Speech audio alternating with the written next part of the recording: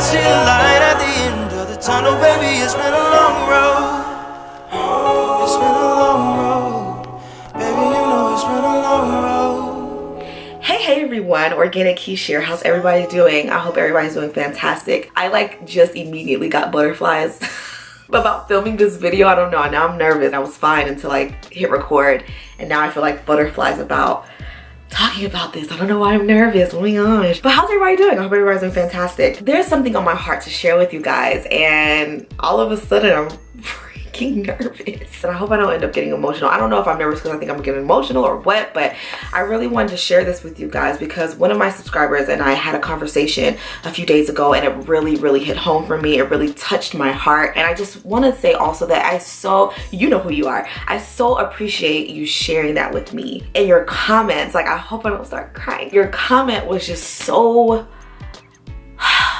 it warmed my heart. And being that I'm a very small channel in the sense of YouTube success, I never really expected to have such deep connections with my subscribers because I'm a small channel. But guys, you guys are so awesome. Those of you who comment and let me know that my videos help you, or that you look up to me, or that I'm inspiring, or that you guys see something in me that I oftentimes don't see in myself.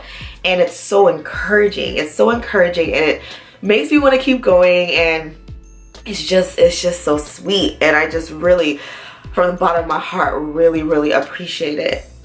Y'all have no idea what your words mean. Anybody who's ever taken the time to comment, oh, the sun just went away. Anybody who's ever taken the time to comment and just show their appreciation or just encourage me to keep going and all of that, I really genuinely appreciate it, so much. I don't take it lightly. I just want to encourage you and let you know that I love you. I'm thinking about you. I'm praying for you. And thank you for sharing your story with me. So I want to talk a little bit, just a small bit, guys, about my bout with depression and anxiety. I've talked about it here and there that I dealt with anxiety in my past, and I did go through a season of depression. Kind of two. One was induced by something traumatic. The other one was just kind of life. And so the first one I'm not really gonna get into because it was understandable why I was depressed, but the second one kind of came out of nowhere, and so that's the one I really want to talk about, and as well as the anxiety that I was dealing with. I'm speaking in past tense. I was a very anxious person. Anxiety could trigger in me fairly easy. A lot of it had to do with fear of unknown, fear of being outside the will of God, fear of making a mistake, fear of everything, fear of life, fear of wearing the wrong outfit. I literally had anxiety about picking what I was going to wear. That's how bad my anxiety was at one point. I would literally pick something and just be like, I shouldn't wear this. God doesn't want me to wear this. And it would come out of nowhere to the point where it's just I didn't even want to leave because I was afraid that I was going to make the wrong decision of what to wear. Yeah, okay, so I was very anxiety prone. I had a few panic attacks, and those were horrible. People use the word panic attack and throw panic attack here and there. Oh, I had a panic attack. I almost had a panic attack. When you have a panic attack, you know that it's not a joking matter. You know that it's horrible. It's horrifying. I've dealt with 2 or 3 in my life, and they were really bad. I always had chest pains, always feeling anxious, always feeling a tightening in my chest. I dealt with that for a long time. And a lot of it, like I said, was stemmed in fear. The thing I was most afraid of is making a mistake, because I had come off of making a really bad mistake, and I was afraid to repeat that. I was afraid to go through the things that I went through before. I was just afraid of everything, afraid of not being able to amount to God's will, to God's plan for my life, feeling like a failure, just a lot of anxiety. So then in 2000 and, when did my brother get married? I think 2016. In 2016, I was dealing with depression. It wasn't very long. I know some people deal with depression for years. It was only a few months span, but I did deal with depression. It kind of came on off of just a lot of anxiety, and then also just not really caring for how my life was going, not being able to control that season of my life, because God had me in a very much stale, not much things are happening, coasting type of place. I fought it and fought it and fought it and fought it and fought it, and I couldn't get out of that place because literally that is where God needed me to be. Not necessarily depressed, even though he used my depression for his glory, but in the same sense, he wanted me to be in this place of not much is happening. Like, you're living a life where you wake up and you do the same thing and you go to sleep and you repeat. And there was so much more I wanted for myself at that time where it just wasn't God's timing. So I just had to deal with being where God wanted me to be. And I fought it so much that once I finally released and realized I can't get myself out of this place, I started to fall into a depression. And I didn't really know it was depression at first. I just knew that I was always tired. I was always mentally exhausted. I was always kind of short fused. I didn't have much patience with people. When I really started to know that there was something wrong with me was when I realized a lot of things were going undone. People would place demands on me that normally I would be able to do. Like, I do a lot of things in the church, my church, in the ministry that I'm involved with. It's kind of gotten scaled back because my dad was kind of like, okay, you got a lot on your plate. Let's take some stuff out, thank God. I was involved in the mission ministry. I was involved in media, which I still am. I was involved in a lot of different things in the church. And so people would be like, oh, Keish, I remember I need this video, or Keish, I need this slideshow, or Keish, I need you to contact these people, or Keish, I need you to do this, do that, do this, do that.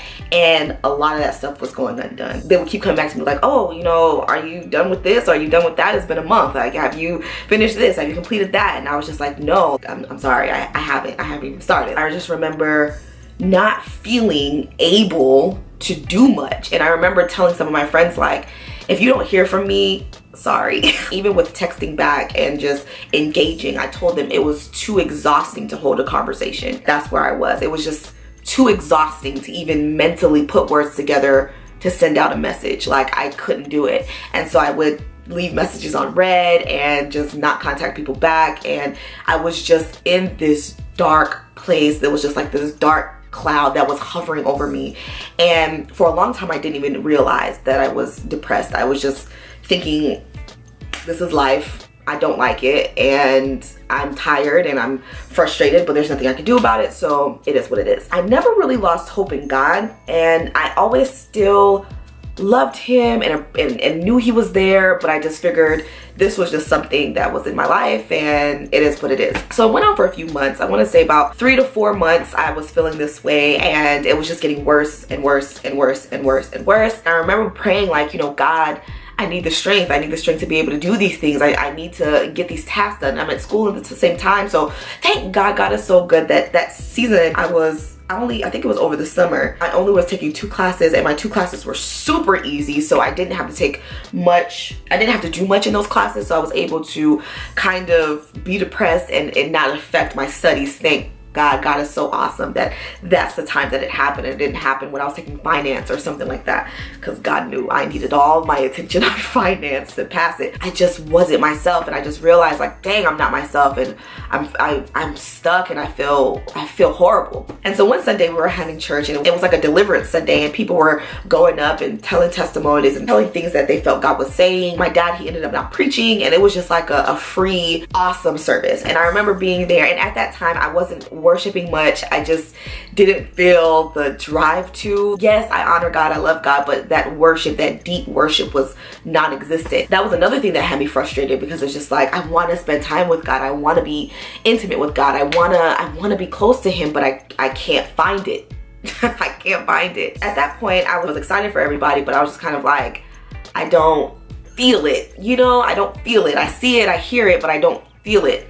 And I just remember sitting there, and I remember I felt like I heard a word for the congregation, and I fought it because I'm like, I'm not in anybody's place to be delivering any kind of "thus says the Lord," so I'm gonna sit my behind right here and I'm not gonna say anything. But I kept feeling the urge to just go up there, and I remember asking God, like, God, you know what I'm going through right now, you know how I feel, and I can't go up in front of this congregation saying what thus you say and feeling like trash on the inside, feeling so depressed, feeling so down. I was just battling, like, God, should I go up there? I don't want to go up there. Finally, I went up there, and I was just like, okay, this is what thus says the Lord. Amen. So I gave the word that I had to give, and then I just remember feeling like, this is your chance. This is your chance to ask for help, to ask for prayer, to let them know what you're going through. Nobody really saw that I was really going through anything. It was just kind of like, she's fine. Because I didn't talk about it. I didn't tell anybody I was going through anything. I was just kind of closed off to myself and just like, don't bother me. But I didn't tell anybody that I was going through. I was just up there and I was just like, all right, guys, well, now that I said that, I battled coming up here because y'all, I'm really going through something.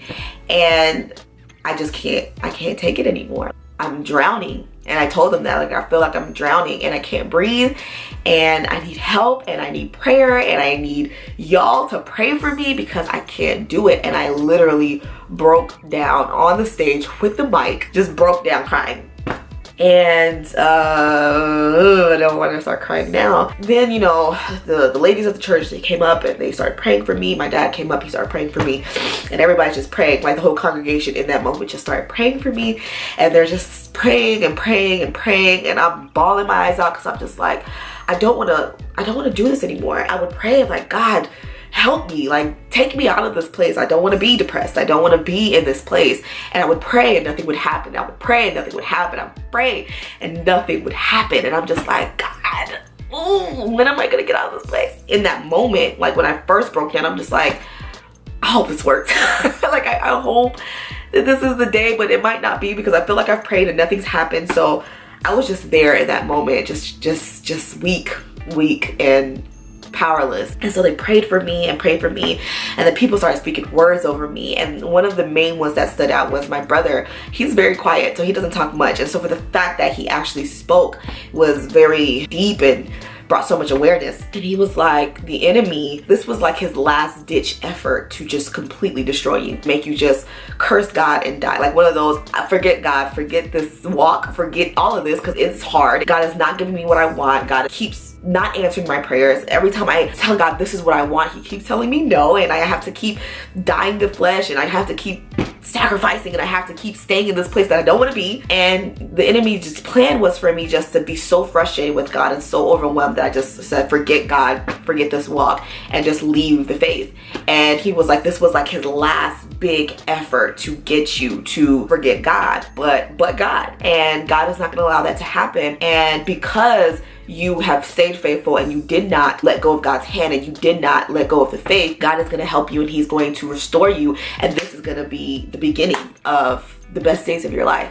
And I remember when I heard that, it just rang so true to me. And I just remember just feeling relief and feeling like, oh, finally, thing is over. And I understand what's going on now. Like, I actually understand why I'm being attacked and why I'm in this depression and why I'm dealing with all this stuff. And so it was just so much awareness and I just felt so good. From that day, honestly, I felt 100 times better, and I really could see God's hand in my life to just restore me and to take away the depression, take away the darkness, restore me back to peace and back to working order where I'm not feeling this heaviness and this frustration. And so I guess what I wanted to tell you guys is, if you've ever dealt with this or you're dealing with this now, I wish I could tell you that there's a time frame, but there's not. Some people are in this for years while other of us are in it for months, or some of us are in it for days. It just depends. And when God is ready to take you out, he is going to take you out, and not to lose hope. Don't think that this is going to last the rest of your life. This is going to last forever. It happens to the best of us. It happens to the ones of us that feel like we're the strongest in the faith. Life throws things at us, whether it's an attack, whether it's self-induced, whatever the case is. If you just hold on to hope that at some point God is going to take you out, that's all you need. Sometimes day after day after day after day, it's just darkness and hardship. But if you just keep the faith and the hope that God is going to take you out, you will make it.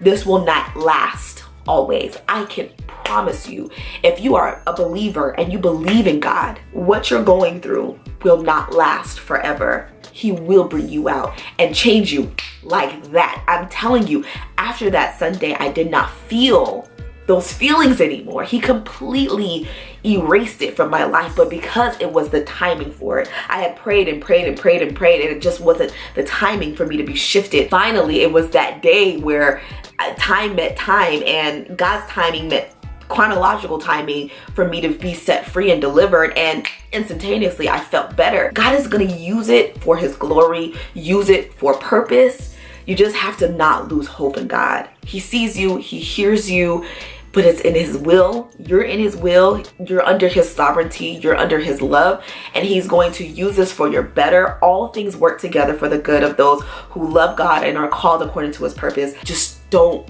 lose hope. Don't lose hope in him. He will bring you out. I don't know how long it's gonna take, but he will bring you out. And I just pray that you don't lose hope. I didn't, and he brought me out, and now I'm whole and best I've ever been in my life. That's all I got to say about it, guys. I wish I had more for you, but that's the best piece of advice I can give you, is just don't lose hope. Don't lose hope. It's not easy.